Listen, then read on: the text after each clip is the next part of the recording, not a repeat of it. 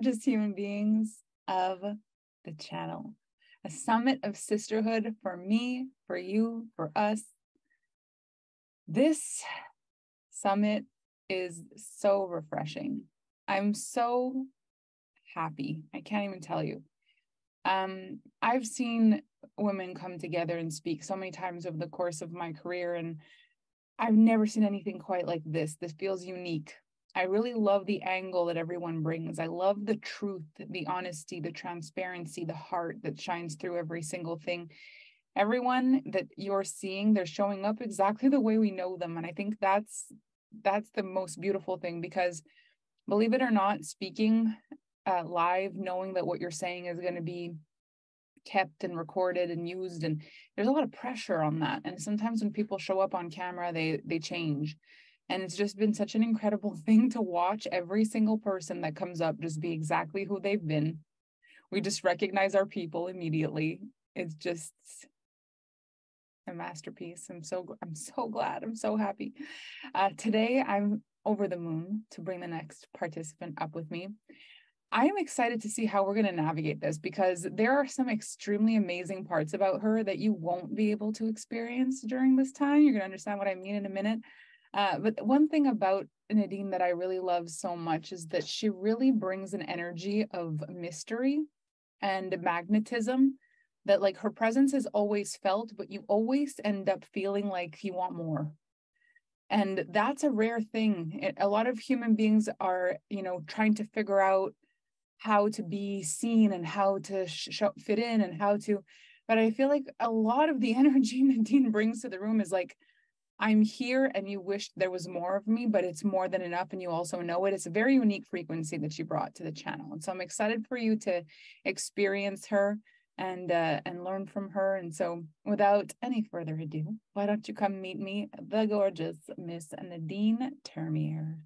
Wow, thank you so much for that beautiful introduction. Well, it is my pleasure. I'm so happy you're here. You're so good at this.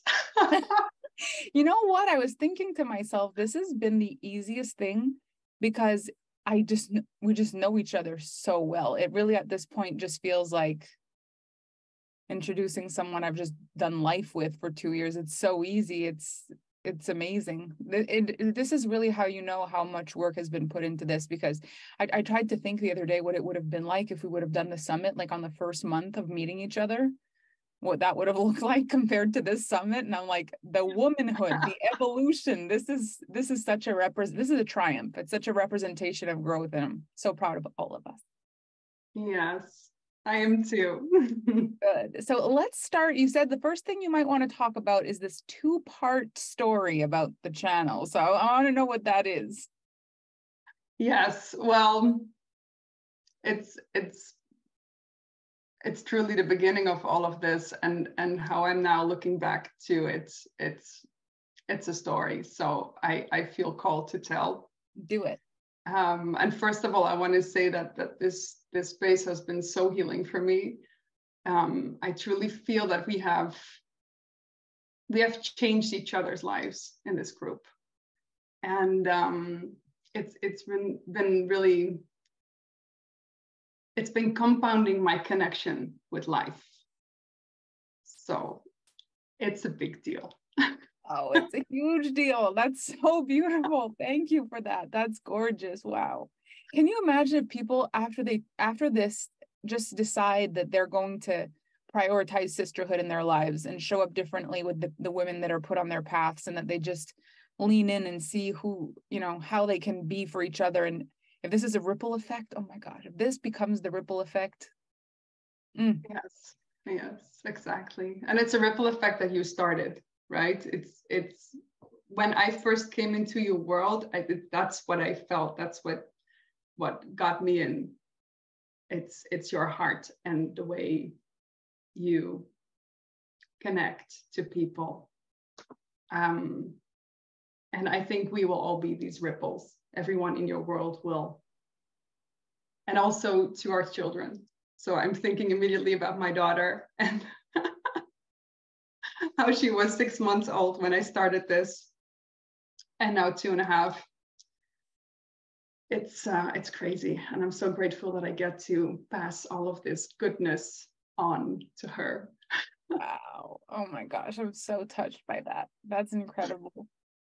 Yeah. So first of all, when I saw you with this offer, this naked offer with the towel on your head, the story that's been told before in this summit, I was not very long in your world. So I think I invested the free masterclass, and from that I bought Exponential Wealth. And you have to imagine this was already, for me, a stretch, a big deal. It was a moment to buy this. And so it was an Exponential Wealth, and then the whole towel on your head story, it appeared. And I saw you speaking, and I was so detached from all of that I was really enjoying what was happening. I was happy for all the women jumping in, and I thought, wow, this is very entertaining. But I never thought of this as something I did not even consider, right? I did not even know what it could be. So then a few days later, you posted in the group, and you wrote a few sentences on what this offer was going to be and feel like. So it was not like this is what it is, because we still didn't know by then, but you had some feelings around it. And there was one sentence that made my whole body tingle, gave me chills all over. I felt this fire inside, and I knew I want that. Only the sentence, I wanted that. So I thought, okay, what now? Because this is a really expensive thing. I mean, and how Karen is asking, what was the sentence? Yeah, I'm getting to that, definitely. Patience, Iago. Yes, so what happened for me was that I realized, okay, I have some savings. I could possibly buy this if I really want to, but something was holding me back. So I really dug deep down inside and found that it was in my lineage. It was the ancestral money beliefs that was holding me back of actually spending the money on this. But you know, I had worked so hard up till that point in my life not to trust myself anymore. So I knew that this guidance that I felt of doing this, it was real. And I knew that I had to follow that intuition. So I found a solution. I wrote a letter to my father, and I wrote a letter to my mother. And in those letters, I did not share anything about this, but I shared my gratitude for what they had given me in life. So perspectives around money that really helped me and were beneficial for my life. And I read the letters to them. They were in a different country, and I FaceTimed them, and I shared all of it. And then after that, I felt that the way was clear. So that day, because it was all in one day, it was a crazy day. I was hustling around with groceries and the 6-month-old baby and cooking, and in the meantime messaging the Alpha Fem team around this offer and how I could make the money transfer and all the things. In the meantime, I even got a phone call by the bank because I needed to raise the limits, and they warned me, like, are you sure? Miss, are you sure you want to do this? Are you sure you want to move this amount of money to this bank account in Canada? And I said, yes, I'm very sure. So I was tested in all these kinds of ways. Oh my God. And then I even bought a chocolate cake in the meantime that day, because I thought, okay, if I'm going to celebrate something tonight, it's going to be with a cake. So it was already bought in case it was happening. And then eventually I sat at the table with my laptop, I pressed send, and I ate the freaking chocolate cake. My gosh, I love this story. And I remember looking at my daughter and thinking, this day, I'm going to tell you one day about this day and about the crazy move that mommy made. Whoa. Whoa. I love that you bought the cake to celebrate before you made the move. That's the most badass. Like, there's a part of you that knew we will need celebration after this. Yeah. Wow. I really did. And I needed a week to integrate what had happened, because by this move, I really cracked through a ceiling somewhere up there. And there was so much emotions that needed to come through. So many people up there that needed to release. So yeah, I needed a week. I didn't tell anyone for a week. Whoa. Yeah. That's crazy. I mean, but again, it's this like ultimate trust, ultimate intuition. And you just set yourself up you just made all the pieces move without necessarily doing anything. Like, you didn't move the money until you'd moved everything else. And I feel like that's something people sometimes aren't really willing to do it. They're not willing to do the things at all, because it feels like if I move things, I'll have to do it. Instead of, let me move everything. And then if I do it, I'll have done everything. I've done everything I needed to do. I'll have messaged my parents. I'll have cleared my ancestral stuff. I'll have done all the things, and I'll even have cake in the fridge if I press the button. Like, that's badass. I love that. I feel like that in itself is a massive lesson. Thank you. Thank you for that. And part two of the story, because I see people are getting impatient. Yeah, they are. They're like, tell us what the sentence is. But it needs a part two. Okay. And so a few weeks later, we got the reveal from you. So you went live and you told what this channel was going to be. And I completely freaked out. It was not fun. I had all the feelings. So first of all, I was very grateful for all that was in there and what was given. But on the other hand, I felt this pressure coming over me of the feeling that now, next to my singing, I had to finally now start my online coaching business. And that pressure had been following me for years. So this compounded that. And so I thought, I cannot approach this from the masculine, from the fix-it modus. I can't, because that's what I've been doing all my life. It's not been helping. And so I need to find a different approach to deal with this, because I thought, if this feeling is the only thing I will get rid of in this first year, then it's already a win. Whoa. So I made a deal with myself. I started an experiment, and I thought, okay, when I feel this pressure, I will not act on it, because that's what I always used to do.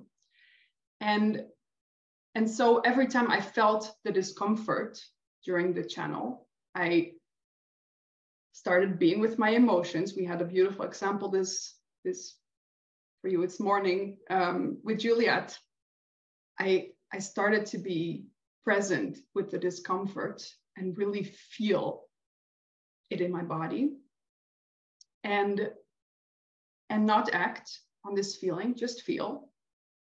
And then instead of doing anything about it, I started focusing on living, on enjoying everything that was already here in my life. So my partner, my daughter, the friends, singing, family trips, all the things.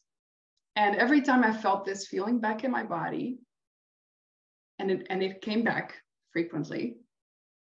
I just felt it. I was just present with it. And then what happened was I started being very focused on life, on being intentional with every moment, enjoying the beauty around me, enjoying first words, enjoying first steps, enjoying nature and travel. And the time of not feeling the pressure became longer and longer.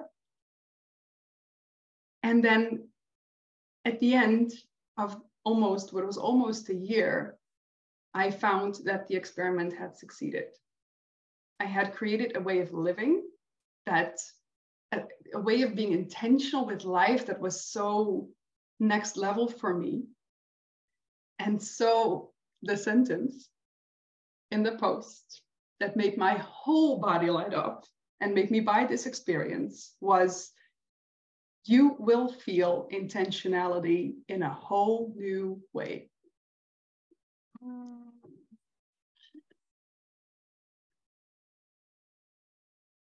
You lived by that for an entire year.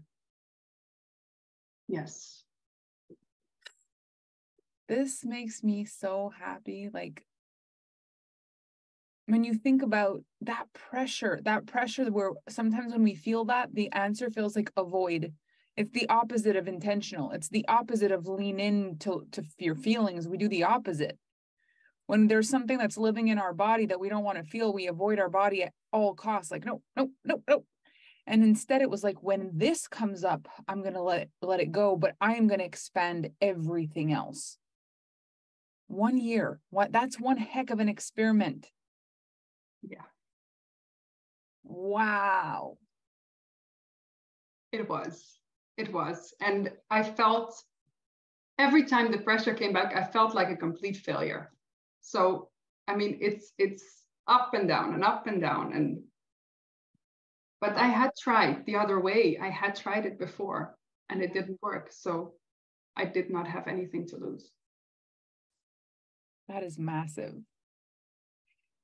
So talk to me more about like human design and trusting yourself in human design.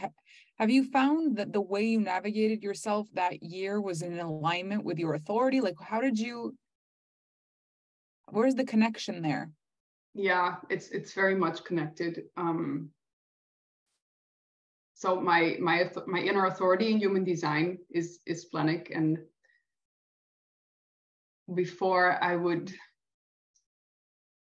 always, well, not before this, but before that, yes, used to always very much get caught up in my mind. Still sometimes. I mean, it's a process. But since knowing that I have this splenic authority, which is about tuning into the intuition and the really fast, quiet sometimes very excited, but it's very fast and it's instinctive almost. Yeah. And so if you miss it, and the mind comes in and takes over, it becomes really hard to make a decision. And I feel but with the people around me, like being your own authority, and also for my clients, it's the thing that trusting yourself, it's the thing that a lot of us struggle with. It's a thing. And I feel that the mind is such a beautiful place. It's such an amazing space where, good for thinking and dreaming and formulating and contemplating, and it really wants to direct you. Yeah. It needs to have a job. But I really believe that our mind is not supposed to be our authority. It's not supposed to make our decisions. And I truly feel it's the body that knows. And if you look at human design and the 7 different authorities, you can see it's all coming from places in the body. And so I think the more we create this relationship with our bodies, the more aligned we become to our lives, to our design. And so I often wonder, how would the world change if we are our own authority? If we just trust ourselves, not our minds. If we're so used to all kinds of authorities outside of us. It starts with the parents, and then the teachers, and eventually the government, and all kinds of mentors along the way with beautiful opinions and visions, and it can be so inspirational. But in the end, it's you, and it's your relationship to yourself. That's what it's about for me. And we come into this world, I wasn't sure if I was going to say it like this, but we come into this world alone, and we die alone. And I can't, okay, I'll explain this, because I don't mean this in any negative way. I think we're guided by all beautiful beings and light and source and everything, but I feel that the initiation of being born and the initiation of dying, of moving on, is something we can only experience ourselves. So it starts with you and it ends with you. And the completion of that cycle, and what it means to you, and how you receive the punchline in the end, is up to you and only you. And it's beginning to end, and not just the full completion of life, but also the completion of all the journeys within. Like the first story I shared, like, you don't know, you know, only in the end. It's what you teach about with, you know, the hindsight thing. And can we detach from the outcome, and in the process, in the meantime, trust ourselves, let our own authority guide us? That's what I feel is the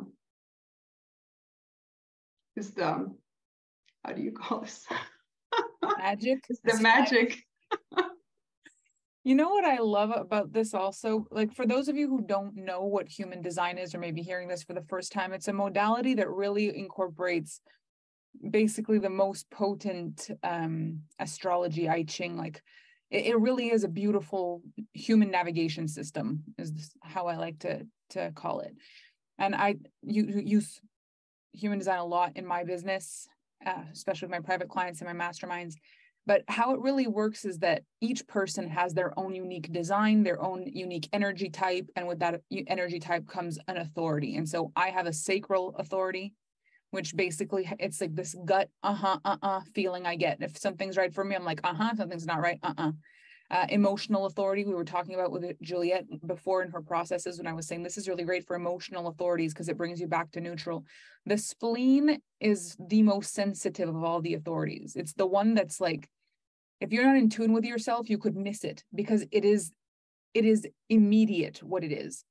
But what's magical about your explanation of your experience is that your spleen guided you to not just make the decision, but to make a bunch of little decisions that set you up to win. It was like, I want to do this, but my spleen says there's something about generational stuff. My spleen says write to my parents. My spleen says buy the cake. And then my spleen says press the button. And it's trusting. Sometimes it's like one move after the other move. Then you've got a really strong sacral authority where it was just like, I'm in, I want this message in the alpha team, like put me in right now. They're different energies. One is just this like silent guidance that will bring you through every step. The other one is a big declaration. And so sometimes we compare the way we make decisions to other people, and we're like, I should make decisions like that. But that's just in the mind. It's not actually based on your authority. So it is very, very powerful to find out what your authority is and to learn to make decisions from that place, because it's so different what you're just explaining now. Your experience of that, how clearly you remember which sentence your spleen went, that one.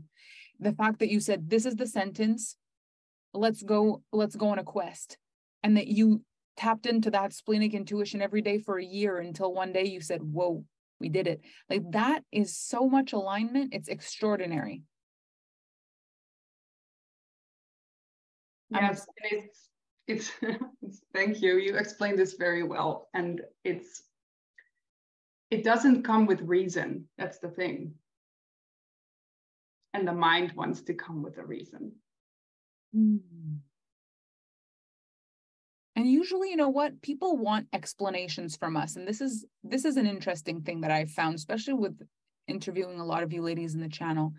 A lot of times we forget, you know how you say we come into the world and it's us, and we leave and it's us.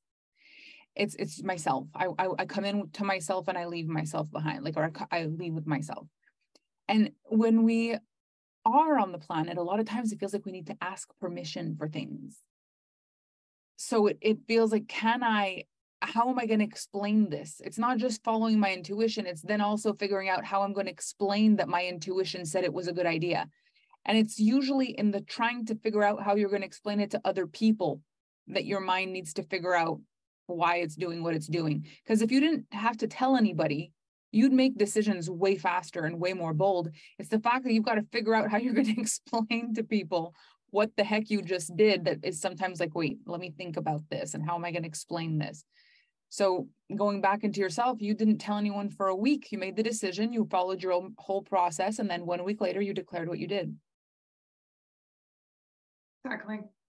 Yeah. And what I also wanted to add is that human design is even not meant to tell you what to do, right? Because that can be also perceived as an authority as itself. But it's so, I mean, even Ra, that's the founder of human design, he even said something like, don't believe the system, just try it out for yourself, experiment with it. And so it's really, to me, it's about testing things. And of course, I'm a 6'3", so it's all about the experiment and the testing, I know. But I really, truly believe that this can benefit anyone to really learn about yourself and trying things out so you find your unique way. Yeah. So if someone is listening to this and they're like, but I don't know how to do that. I don't know how to trust myself. I don't know what that looks like. What would you tell them? Well, besides the fact that knowing your human design can be very beneficial, I think this is like trusting yourself as a conversation beyond human design. And what I feel is that connecting to our bodies, but also then to our essence, to our light inside, is enough. So even if you don't know your human design authority, it's about that essence and that light that will tell you everything you need to know. When did you learn about human design? I think about 4 or 5 years ago. Did you feel like when you read about yourself, it was explaining the way you already were? Were you like, oh my gosh, I already do all of this. This is amazing. Or was it like, okay, let me try this on. This is interesting. Yeah. Some things felt very validating. But I have to say, no, I was not living my design at all. Yeah. So I could have easily said, this is crap. This doesn't work. This is not me. Yeah. Why do they say this is your unique blueprint? This is not me. But it was definitely me, and life became so much easier. So do you utilize human design in your work now? Yes, I do. I started offering human design readings and also relationship readings, because I feel that for understanding each other, that is so important and good, and for every relationship, but not only in romantic relationships, right? Not only for couples, but also for I've had sisters come together and really get the dynamics finally, and like, oh yeah, that's why this always used to play out like this. And one of the most important ones, I think, is the parent-child thing, because I think if all the parents understand their children's design from the start, it's going to change the world. It will change everything. And also for children as they grow up to understand more about how this works for them, what's their best way. Because it's so easy when you have children to think that your way is best for them. It's so well meant, and it makes so much sense that we do that. But if we really understand, like, okay, this is me and this is her, or this is me and this is him, it creates a completely different dynamic in families and for growing up. What are some of the things you've seen in your career now where a breakthrough in human design has actually helped a parent their children differently? Well, I can use myself as an example very easily. So my daughter is only 2.5, but already I'm so happy that I know, because she is completely different. She is completely opposite from me. I'm a projector, she's a generator. She has so much energy all day long. And for instance, she has a triple split definition. So she goes really well with changing situations, in one day, changing people, changing spaces. Like, she needs to keep her energy moving. And that's not for me necessarily. So that's an example. And also, I mean, she's very little now, but even for bedtime, I mean, if I didn't know, I just let her really use up all of her energy before I put her to bed. And that's different for each type. That's not something I would recommend for a projector child necessarily. So it can be good for so many things. And I'm really glad that I know for her. For sure. I just found it so interesting when my siblings had kids, both. So this summer, my brother and my sister both had little boys, and both of them are manifestors. Both of them 5/1 emotional manifestors. And they are, it was so funny because I was like, just pay attention to, like, if they get mad. That's basically like the thing, like they're going to be different. And my brother already had a daughter, Manny Jen, who, you know, she was all very very vocal with all the things. And this other, the new baby, Jack, is just kind of like completely silent, and then out of nowhere will just like super mad, like, okay, he's cold, he's hungry, he needs a nap, like, what does he need right now?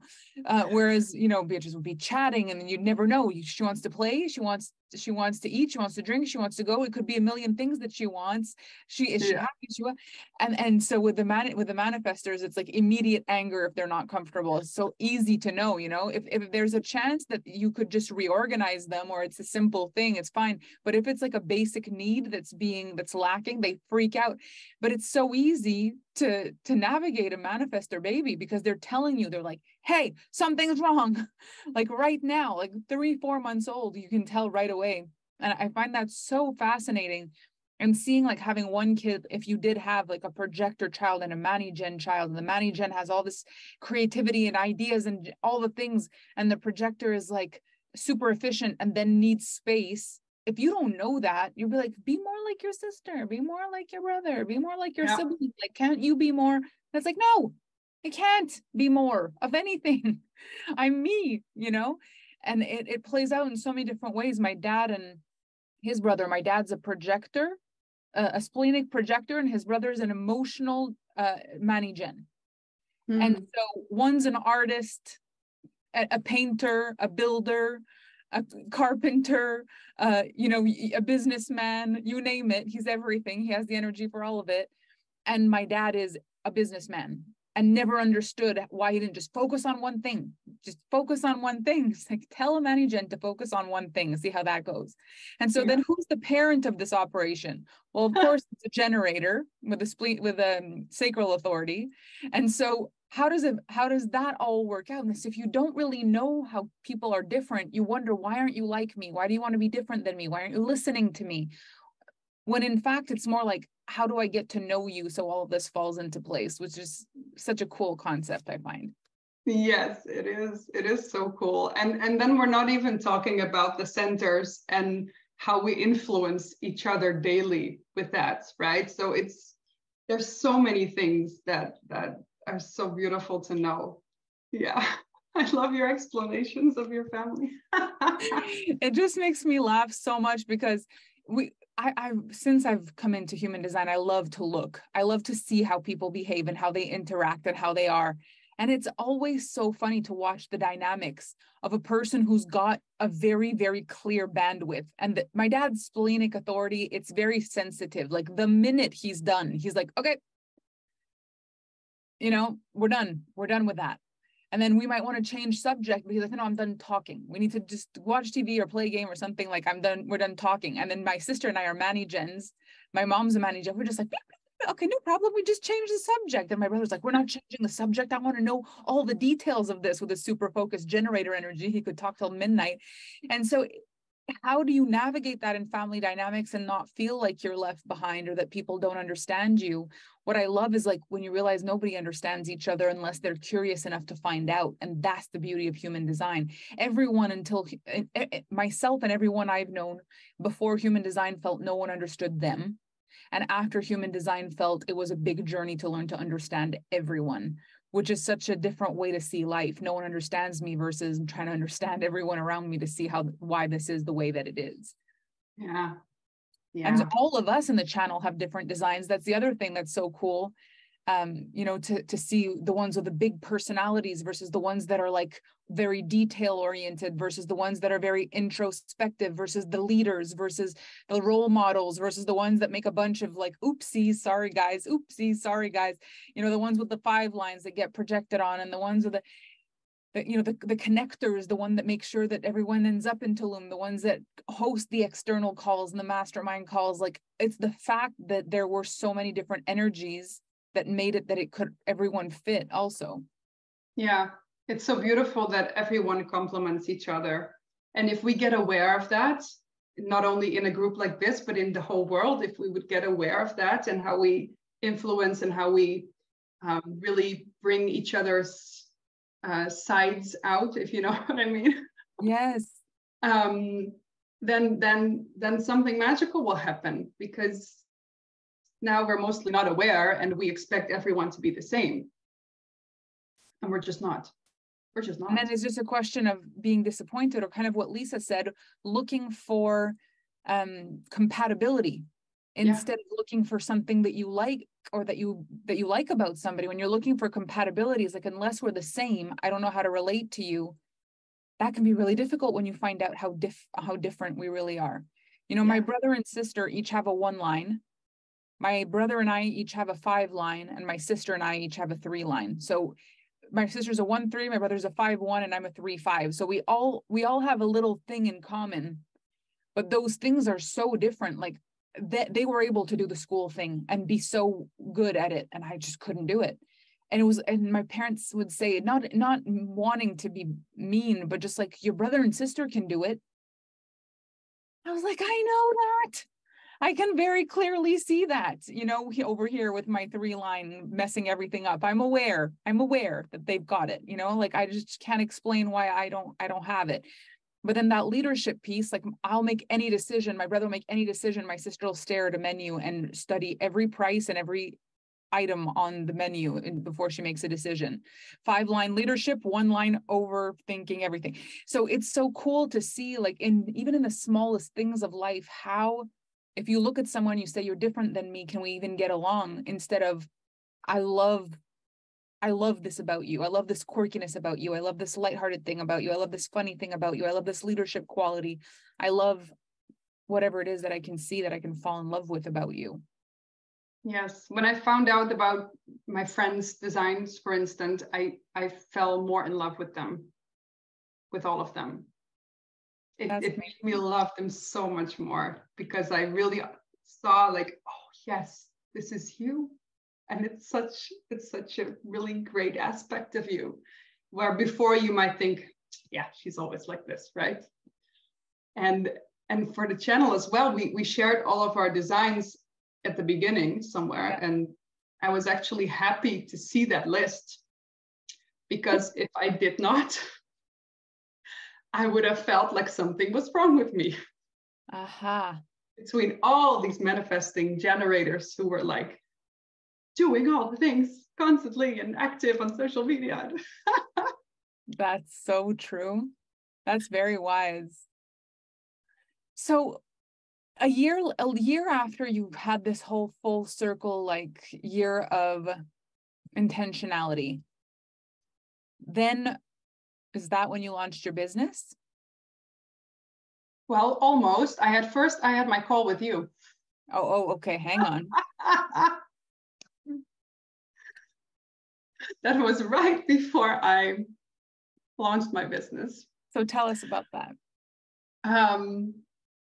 Well, our call, well, this is funny actually, because this week, I posted about it in the Alpha Femme group today. Mm-hmm. This week was actually a year ago was our call. And 2 years ago was the purchase, exactly this week. So I love that we're having this conversation now, 2 years later. So 1 year ago this week, we had our call. And so I had already won, because the intentionality and the new way of life was there. But yes, I still did not have the online business. And I knew for years that not necessarily online, but I knew that the coaching thing was coming. I had been done the inner work and the trainings and all kinds of spirituality and diving into all sorts of, I've done it for years from a very, very young age on. And I loved diving into all of that. And it also resulted from my own activators in life. And so, but where is that? Where am I? So in the call with me? And the call with you. So in the call with you, I was still a little bit scared. So I felt, okay, this is coming. The pressure is gone now, but I desire to put myself out there, but I wasn't sure in what way. And I had done so many different things. And so the whole question was a little bit around, okay, where do I start, or how do I choose? But actually behind that was a lot of fear to just be me. And so you asked me in the beginning about my singing and everything. And you said, oh yeah, so you're an artist? And I said, no, I'm not an artist. No, Melanie, I'm not an artist. I sing covers and I do theater things and children's theater. And no, that's not being an artist. That's maybe being a performer or an entertainer, maybe, I don't know. And that's not an artist. So I presented this question and you went with me. I was expecting a lot of pushing and confronting me, but you really went with me and you gave me this beautiful, your face. You gave me all the permission, and you even came up with an idea around being the cover coach artist or something. It was a brilliant idea, truly. And I listened to it, and you gave me all the freedom to not really, to just do all kinds of things. But when you were talking, the splenic hit was there again, of course. And in that moment, I mean, I let you finish, but in that moment, I already knew that I had to do this my way. And so that call was such a breakthrough for me, because when you finished, I told you, I have to do it my way. I felt while you were talking, wait, no, this is actually not what I wanted. And I claimed my full authenticity in that moment. I will never forget that moment. That was Never. such a brilliant moment in the channel, because it's so interesting how this is exactly how it played out. You know how you said, I was expecting the confrontation? I felt that you were expecting the confrontation. I felt it. And I was like, we're not going to go down the road she's already ready for. I felt it, and my intuition, my sacral just was like, tell her she's allowed to not, tell her she's allowed. Let's not do it then. No worries. You're not. And I just remember the very clear thing. You were like, now that you've given me permission, no.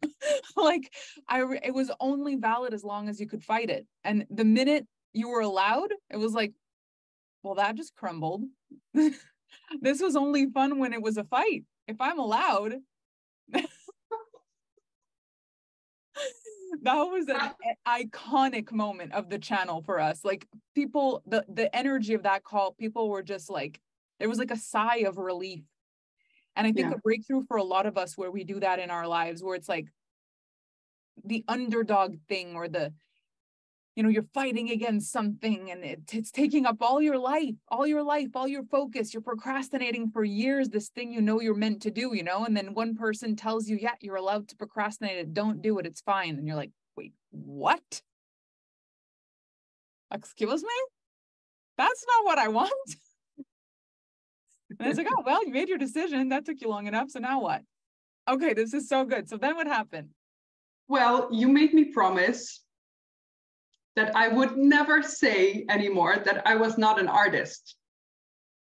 So that's where it started, because I realized from that call and the ripple effect afterwards that I've been singing, right, for 16 years or so. I love it. I love singing. I'm very good at singing. And I've had so many adventures while singing. But what's even more beautiful is that, well, it's the woman I became through all these experiences. It's the experimenting and the falling and the rising and the overcoming of the fear. And I realized that it's never been just about the singing. It's even been more about becoming the woman that I am now.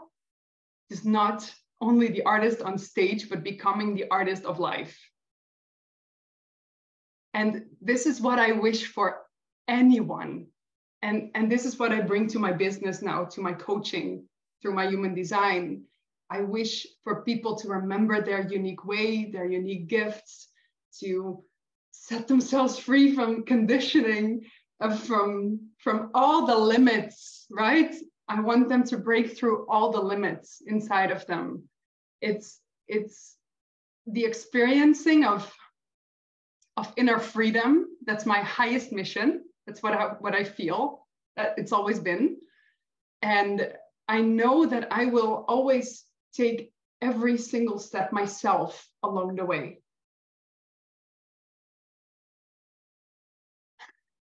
Honestly, this to me is one of my biggest joys in life, is the day people realize they're an artist. Even business owners are artists. This is why I call it the art of business. It's the art of living. It's the art of loving. It's the art of breathing. It's the art of business. It's the art of wealth. It's the art of ...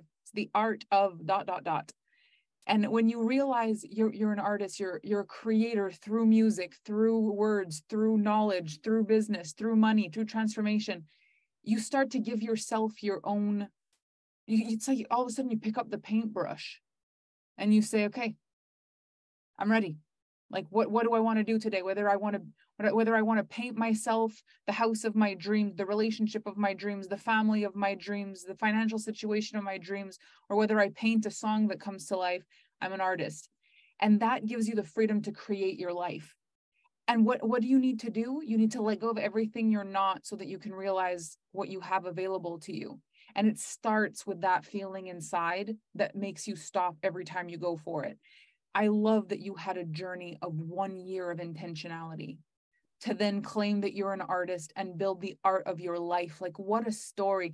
Do you even realize I am so happy for your daughter? This is her mother. You are your daughter's mother. She will have these stories of resilience, of art, of beauty, of strength, of courage, oh my gosh, this could be a book, and this is her mother. Like, what does this set her up for in life? Thank you for that. Thank you for saying that. Oh, I'm in love with all of this so much. My heart could just explode. It's so magnificent. And it's like, it's one move. It's one move that you set up artfully. Let's just think about it, because in the moment you didn't even realize how poetic it would be. But I think that when you tell the story back now and you realize, I cleared my lineage, I called my parents, and then I bought cake. There's something poetic about that. There actually is. Like, it's artful the way you even said yes. I pressed the button and then I had chocolate cake to celebrate. That's a scene in a movie. It's a chapter in a book. It's real. It's like living your life fully. It's making things mean things when it matters to make them mean things. And expanding the beauty of life. I'm in love with this story. This is one of the most gentle and intuitive stories that we have in the channel. You're a young mom, you've got a 6-month-old daughter, and you followed a calling that led you to everything you'd ever wished for. Like, how do you even make that up? Like, that's just too beautiful. Thank you for seeing me. It would be impossible not to. It's to be seen in this, and definitely as a projector, it's life. It's everything. So this is what I love about this, though. Like, when you go and you're thinking to yourself, okay, I want to walk with somebody in my life. I want someone to walk with, because I want this kind of artistry in my life. You know, who can help me? Someone who's done it, someone who knows. You know, what do you need to clear? Who do you need to talk to? And what flavor cake do you need to buy? Like, you need someone in your corner sometimes. It's going to make your life just meaningful, and to just know with you and where to go and how to make it happen. Like, the people that work with you now, like, what do they come from? Do they come specifically for human design, you find, or do they come from other things and then you help them with human design? How does that go? Okay, I think this, okay, there's two things. People come for human design. So I have clients that come for human design. But within a human design session, I always give people a guide, a report afterwards with the information. So it gives me the freedom to, in a session, go deep and use my intuitive gifts as well. It's actually Dimple that really allowed me to do that in a session, and it was magical. So that gave me the confidence to really step into that. So thank you, Dimple. You'll get a chance to meet Dimple shortly in this series. Yeah. And there's also something else happening. So whether that's in a human design reading or in one-on-one coaching sessions, I offer both. So I don't have the words for this yet, but I think I'm going to explain. If a client really allows me in, gives me full permission, and that's something I feel in the moment, if that's there, right? Then something happens, like I do something in their field, and it's not something I do. It was not something I was aware of, but one of my best friends, I think she's in the room right now, Matanya, she is amazing. She's a healer and a coach as well. And she's like the Catherine to my Red, or the Red to my Catherine. She's also an artist. Sorry? She's also an artist. Yeah. And exactly. And we mentor each other once in a while. So we do sessions with each other, for each other. And she explained it like this. She said, I feel when there's full permission, and it is with her, she feels me coming into her field. I'm just going to say this since I'm out of the spiritual closet anyway. And I start like adjusting things in her field. I start moving things around and doing things there, even if it's through a video call. So I feel what's happening in a moment like that. I feel what I'm doing. I do not have the right explanation yet, but I thought I might give it a go in here. Well, you know what I love about this? It's like the best people that can tell what you do is the people who've received it. It's kind of like when I was having the conversation with Karen, and she was telling me about how she felt like I was doing voodoo magic. And I was like, oh, this is the first time I've actually heard this and not felt awful about it, because sometimes people say I do that and I'm like, I'm not doing that. But I do know I'm so connected to my words, and I definitely know that there's a feeling inside of me when I'm in the zone, and I definitely know that I feel the charge of the freaking life through my veins. I know that I'm feeling something. And so the fact that can be transported through a screen, yeah, I don't know how to explain that, because I don't know what it feels like to the person receiving it, but the person receiving it can say it. And so I feel like that's what happens with the people who experience that from you. It would probably be a really great idea to get them to try to explain it, and try to have a bunch of people trying to explain what it feels like when you turn that on. I'd be excited to hear about that. It's a good idea. Well, I am so excited for you and everything that you're doing. I'm so excited for the energy in which you do things. This is so good for the world. It's such a beautiful example. And, you know, there's people that want to learn, and there's people who want to learn with a person who's clearly modeling the thing. And you are modeling this energy fully. Like, there's a landing of intentionality. There's a landing of artistry. There's a landing of gratitude and of sisterhood and of future and present and past. Like, there's such a beautiful, you got it. Like, we can tell you got it, and you're walking with that every single day. So it's just a beautiful example of the softness that can come with these breakthroughs, because for some people they're these huge, almost chaotic life breakthroughs, and for other people it's just this like silk pajamas that you put on and you realize that life is grand. And I feel like that's what happened with you. You put on a pair of silk pajamas and got cozy with life and said, well, this is nice. I think I'm going to keep doing this. It's lovely. And I wish it would have felt for me like silk pajamas too. I didn't feel like that. But when you share the story, you know, for someone they're sharing it, there's you're listening to them and you're like, oh gosh, is it you know, this is a lot. And for others, it's just like, oh gosh, I want that. I feel like listening to you explain your story to the listener feels like silk pajamas. Thank you so much for that. It's my pleasure. Is there anything else that's important for you, for these incredible people to know before I read your bio? Well, I just want to say that, and we've already said this, but just be an artist. Create life and your inner world in a way that is yours, and see your living as an art, because it's your inner work that can be seen as a creation.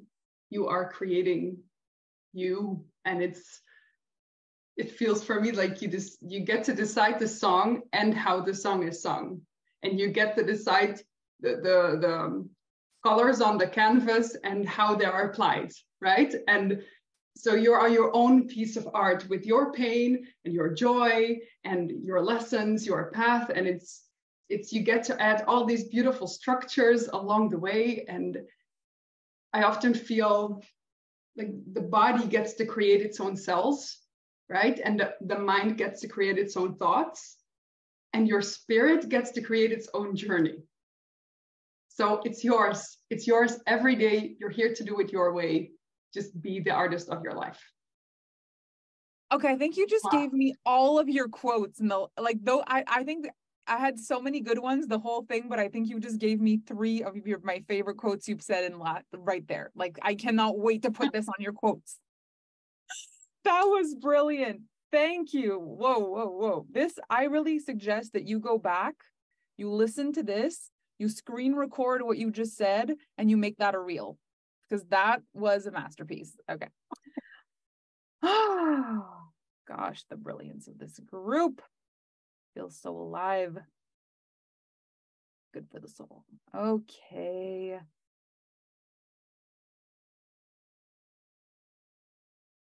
Nadine, the title, Be the Artist of Your Life. Nadine Termeer is a coach, human design guide, and professional singer. Her career as a vocalist hasn't only been about singing, but a gateway towards creating herself and life as a piece of art. While balancing motherhood, vocal adventures, and growing her coaching business, Nadine's mission has always been experiencing her inner freedom for herself, for her clients, and for the world. As a 6/3 splitting projector, she sees her clients deeply through the combination of their energy and their design. Using her intuitive gifts, Nadine helps you remember your unique way in this world and takes you on a journey. Her desire for you is to awaken all of your potential, claim your own authority, and to be the artist of your life. What a beautiful person you are.